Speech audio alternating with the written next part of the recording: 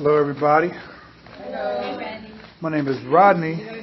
Good night, Glenn. Bring the donuts next week. My name is Rodney, and I'm the son of an addict. And tonight, I'm going to tell you the greatest lesson my mother ever taught me, which was never let the devil steal your joy. I was 4 years old when she first told me that, and at 4 years old, I began kindergarten. So I'm old enough to where they didn't have the limits of having to be 5 and all that stuff. So back in the 1900s, right?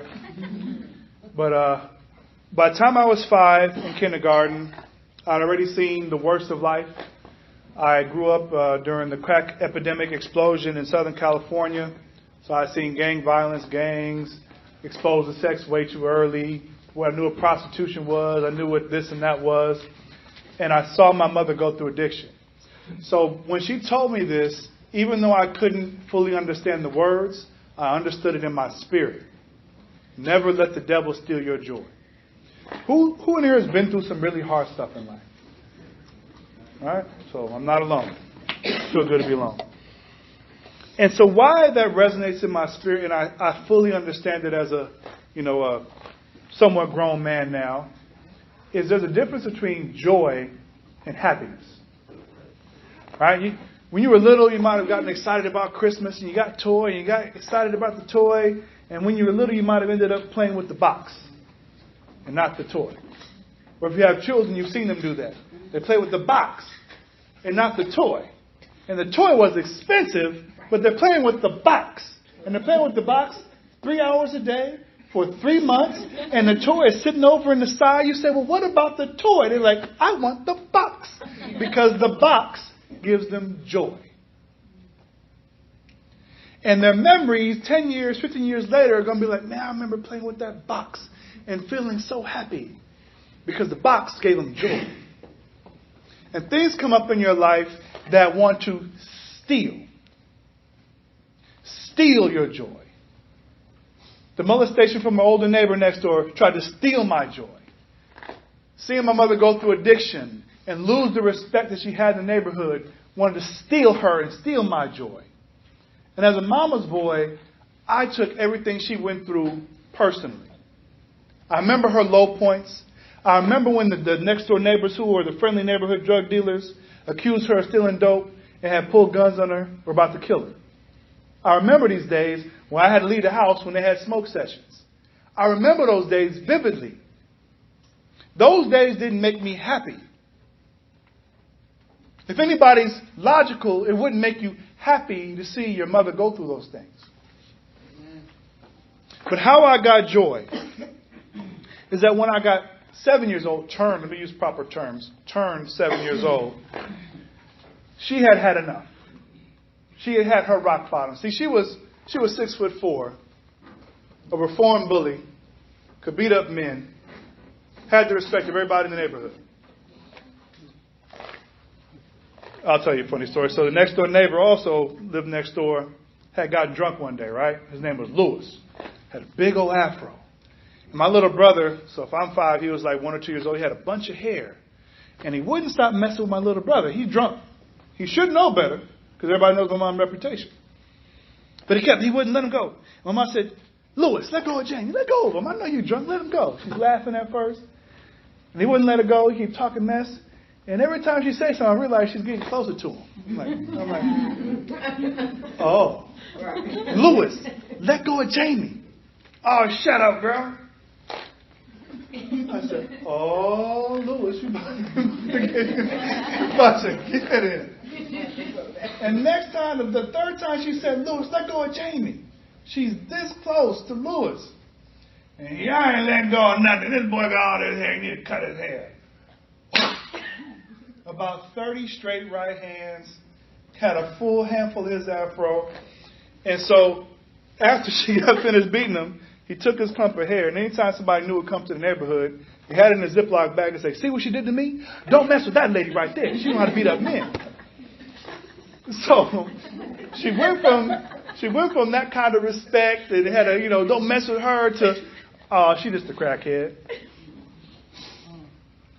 She used to work in the medical field, had her own car. I was in daycare down the street to She's a crackhead. She ain't got no car. She's a crackhead. She do what we tell her to do. And I remember her feeling like she had lost all the respect that people had for her. And the only people in her life that were any way up with positive were her parents, my grandparents. And my grandparents did not give up on her. When she had all these low self-esteem issues because she had a learning disability and she couldn't make high dollars or high-paying jobs, and she had become disabled during her time of using because she had dislocated her knee, and then she got even bigger, up to about 500 pounds, she was low.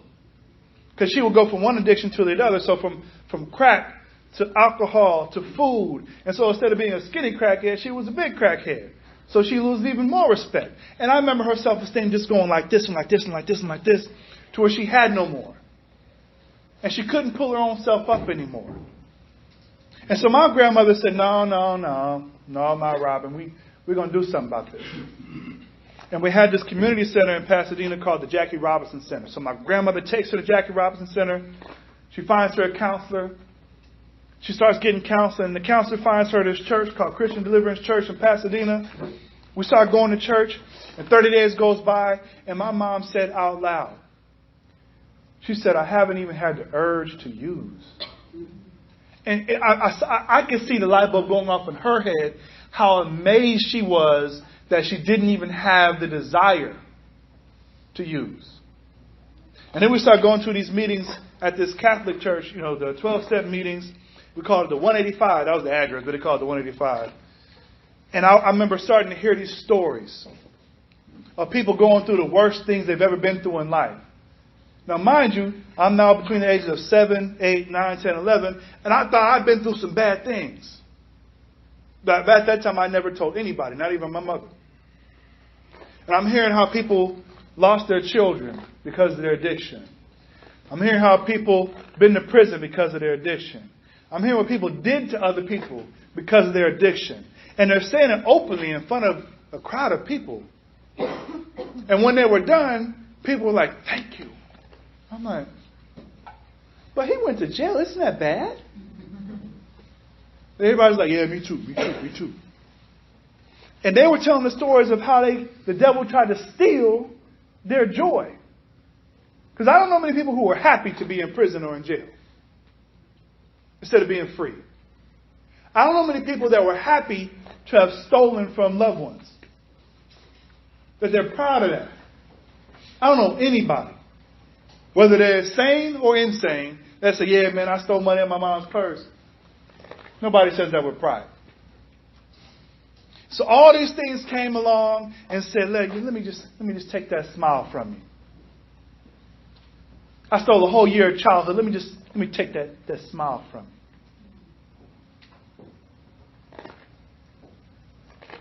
My mom had got down to one leg and had to start hobbling. Yeah, let me just take some of that athletic ability and some of that self-pride, take it away from me. So we go through life and things start improving because my mom finally says enough is enough. And she gets to counseling and she gets to church. And Jesus takes away the desires. I'm going to read something to you I found while researching joy. And there was an article called The Healing Power of Joy. It says, the Holy Bible says the joy of the Lord is your strength. Nehemiah 8:10. The Bible says God gives us joy and peace. It tells us that real joy comes from God and is ours forever. The joy that is found in God's presence isn't static or doesn't stand still. It transforms and regenerates us. Paul, the apostle of Christ, wrote in a letter that says, joy is the fruit of the Spirit, Holy Spirit.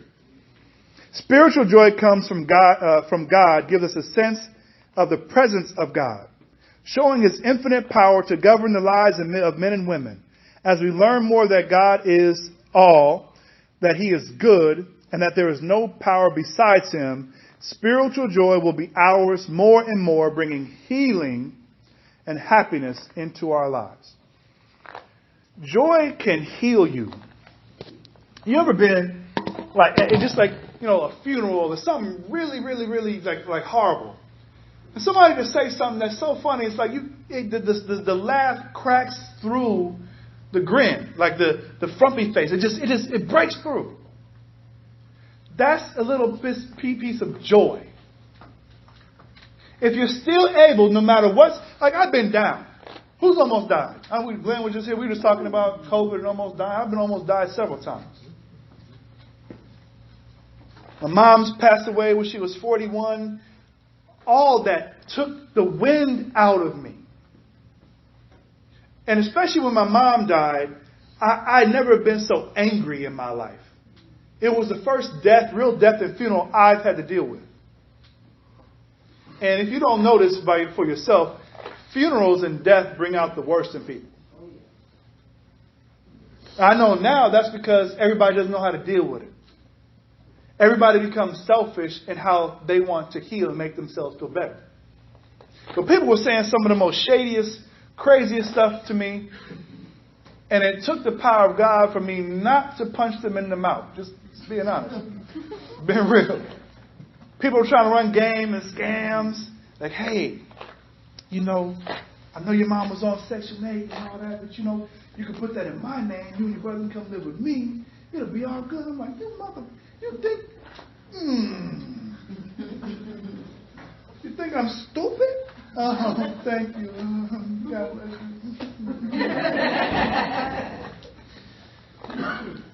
But man, I was wiped out. And these little evil people trying to come and steal my joy. And it's something on TV will pop up, like an old episode of Family Matters. And Urkel will say, did I do that? And I laugh like, oh, okay. That's the power of joy. Joy is there even when you're not happy. It's the fruit of the Spirit of God.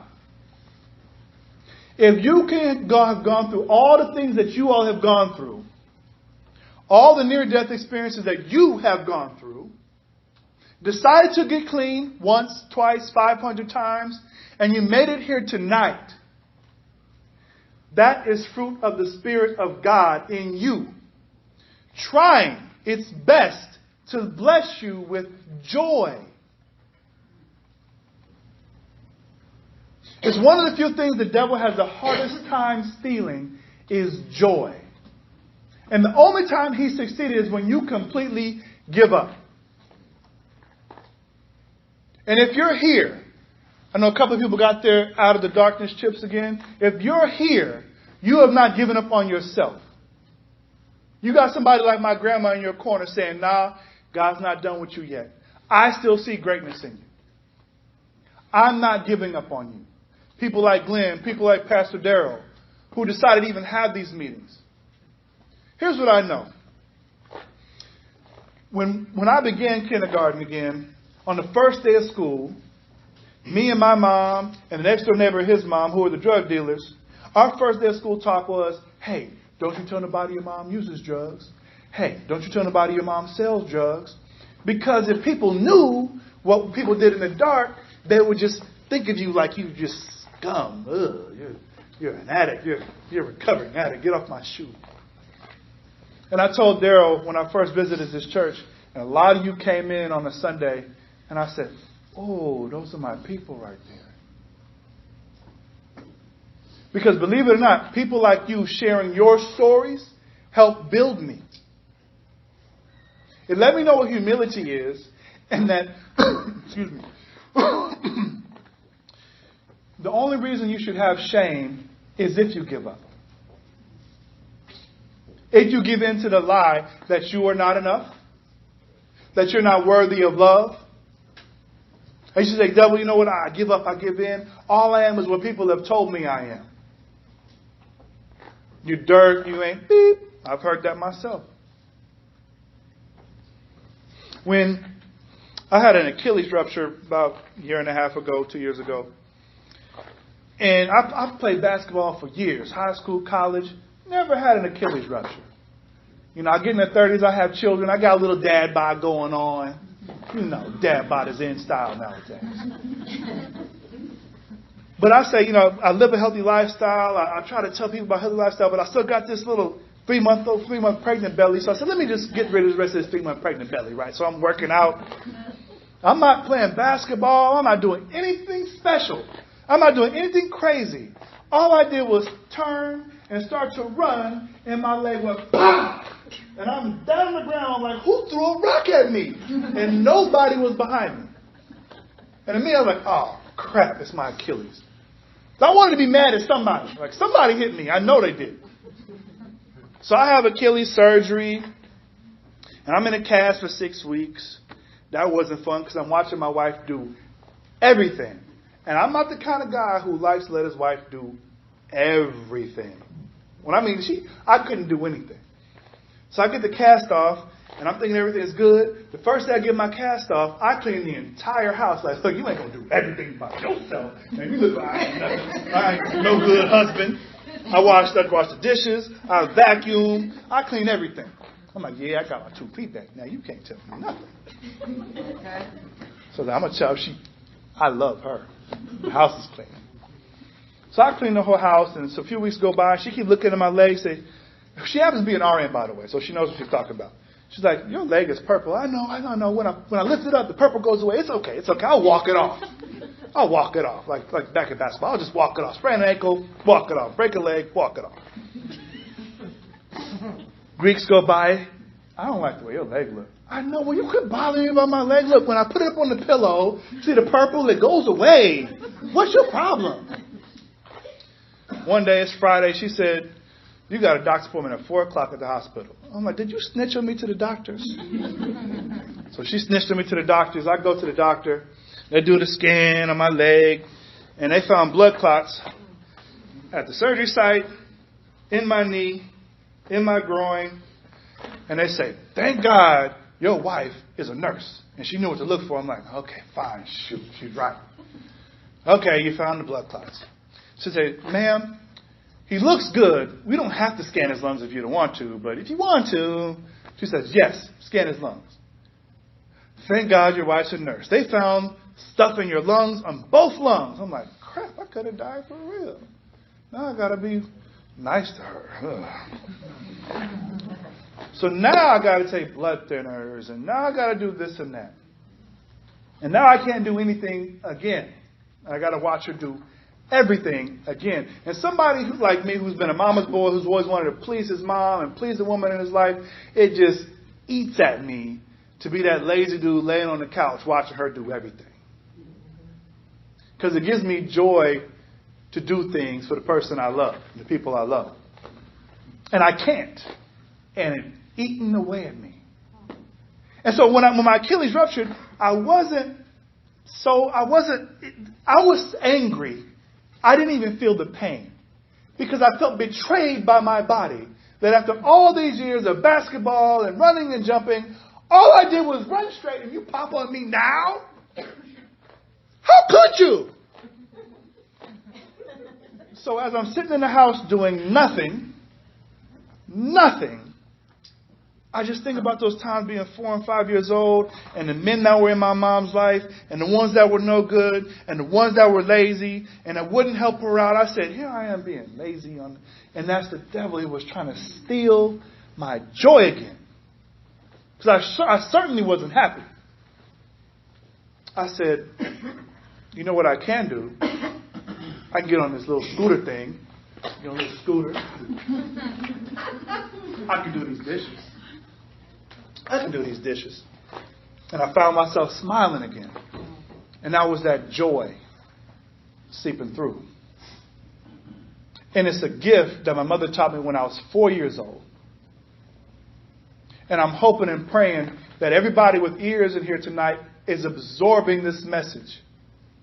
That joy is a power. You deserve joy. Joy heals. Jesus is the fullness of joy. If you have the Lord, you have the fullness. I don't think when something is full, when you fill up your gas tank and you keep squeezing until you get that few more 5 cents until it won't stop clicking. When it's full, you can't get no more gas in there. The fullness of joy. It's like hey, when you go to Thanksgiving and you get that little food coming, that's a little joy. Like, oh man, unbuckle my belt. I got a little, oh, that was so good. Oh God. That's a little bit of joy. It's a little bit. But the Lord is the fullness of it. Meaning you can't experience a more full joy outside of the Lord. No matter what your drug of choice or as high as you have ever been, I promise you, cannot compare to the fullness of the Lord, what He can bring you when it comes to joy. I've had joy when my daughter got sick at 7 months old, and there was nothing I can do. And we got to shoot her in the legs with steroids to make her feel better. I was not happy at that. But because we were vigilant, she's healthy now. And I still made myself find my smile during her trial. Joy. When you're down again and you're visiting the old ways that you had every time that you solved your problems in the past with your drug of choice, with your behavior of choice, that is a thief. You have to let yourself have joy. You have to let yourself think new thoughts and say new words, like I am. Here's a lie that we tell ourselves. It's just a little. And when you put them together, that's a dangerous two-edged sword. Man, I didn't have a good day, man. I'm going to just have a little. And if you're an addict, you ain't no such thing as a little. Ain't no such thing as a little. It's like being a little pregnant. You're either pregnant or you're not pregnant. One or the other. So you can't be a little high. You can't be a little drunk. You can't take a little sip. How are you? Allow yourself to have joy. Here's how you move forward. Here's some tips. What's the word I want to use? Tips to move forward. Stop saying, I'm going to try. Remove that from your vocabulary. If it's something that you want, something that you need, something that's a promise of God, no longer say, I'm going to try. I'm going to give it a try. That's a lie. When God declared Himself to the people, to Israel, to the world, He always said, I am. Moses said, who should I tell them that you are? He said, tell them I am sent you. He didn't call Himself, I'll try sent you. I'll try to be a God. I love you. I'll try to love you. little bit, just a little bit of love. No, He said, I am. I am love. When He said, let there be, He didn't say, I'm going to try and put a little light, put a little dimmer on that thing. At 12 o'clock, it'll be real bright. At 4 o'clock, it's going to get a little bit dimmer. He said, no, let there be light. And so when it says Jesus is the fullness of love, He didn't say, I'm going to try to be joy for you. I'm going to try to love you. I'm going to try this crucifixion thing. If it hurts too much, take the nail out. It wasn't just a little with Christ. It was just the fullness. It was the fullness of a sacrifice. So you can have the fullness of freedom from your addiction, the fullness of freedom from your sin, the fullness of freedom from the thoughts of your past and your guilt, freedom and fullness of joy. When you can say, I was this person. I used to make these decisions, but now I am a child of God. I am forgiven. I am cleansed. I am enough to do what God has put on the inside of me to do. And if you don't know this to be true, believe what I'm about to tell you. That everybody in this room that has survived everything that you've been through, car accidents, gunshot wounds, prison, children taken away, addiction. If you're here today, you're here on purpose for a purpose. There's new faces in here that have never heard me speak. That is not an accident. Everybody born is here on purpose for a purpose. No matter how your parents brought you into the world, whether they loved you the way they were supposed to or not, whether they loved you right or did not, whether they were there for you or not, whether you know who they are or you do not. God is a father for the fatherless. I'm here to tell you from experience.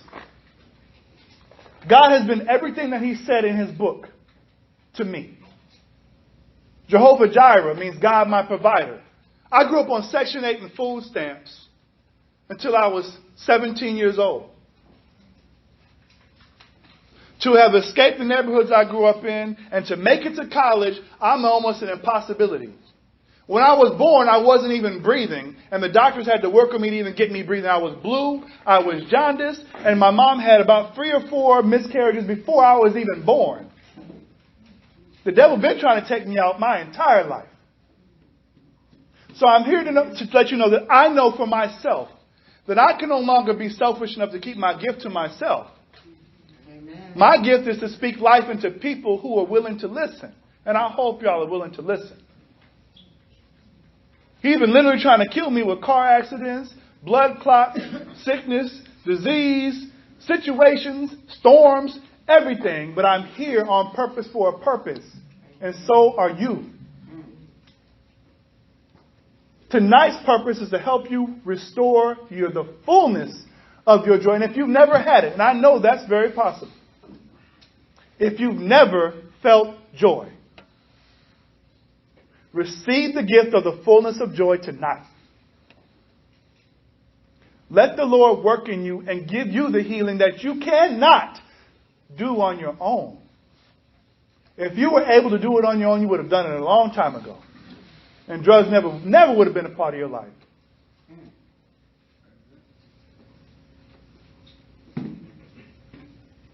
I pray God blesses each and everybody's heart in here tonight. That you receive the healing where it hurts you. The stories that you will never tell out loud, God knows. God is willing to forgive you of the things that you've done or the things that someone has done to you. And they may never ask for forgiveness. They may not ever be in your life ever again.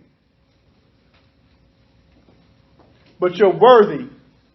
God thought of you enough to say you're worthy of being healed, forgiven, loved, and to receive the fullness of joy.